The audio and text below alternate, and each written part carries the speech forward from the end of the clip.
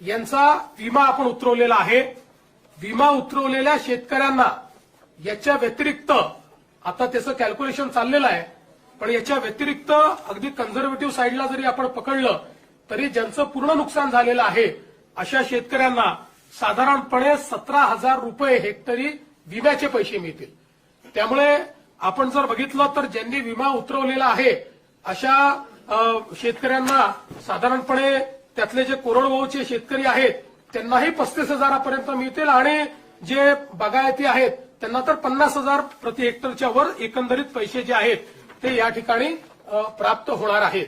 आणि साधारणपणे आपण जर एकूण राज्य सरकारने या ठिकाणी जो काही आता याच्यावर नियतव्यय दिलेला आहे त्याचा एकत्रित अंदाज बांधला, आम्ही याच्यामध्ये साधारणपणे इन्शुरन्सचे पैसे जे आहेत ते 5,000 कोटीच पकडले आहेत, पण आमचा अंदाज आहे 7,500 ते 10,000 कोटी रुपये आम्हाला त्यातनं मिळतील।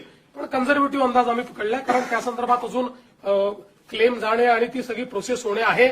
पण हा जरी आपण पकडला कन्झर्वेटिव्ह अंदाज तरी एकूण राज्य सरकारच्या वतीनं 31,628 कोटी रुपयांचं पॅकेज हे आपण या ठिकाणी देतो आहोत, की ज्या माध्यमातून 31,628 कोटी एवढं पॅकेज म्हणजे जवळपास 32,000 पर्यंत हे पॅकेज चाललेलं आहे।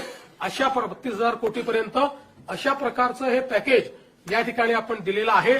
आणि आपला प्रयत्न आहे की यातला जेवढा जास्तीत जास्त पैसा हा आपल्याला या ठिकाणी दिवाळीच्या आधी देता येईल। किमान क्रॉप कॉम्पेन्सेशनचे पैसे वगैरे जे काही आहेत हे जेवढे जास्तीत जास्त दिवाळी आधी पुश करता येतील। बाकी तर जे मृत व्यक्तींचं सहाय्य आहे, जखमींचं सहाय्य वगैरे हे आम्ही ऑलरेडी देऊन टाकले आहेत। 10,000 रुपये जे द्यायचे आहेत ते ऑलरेडी देऊन टाकलेले आहेत। बऱ्याच गोष्टी आपण यातल्या दिलेल्या आहेत।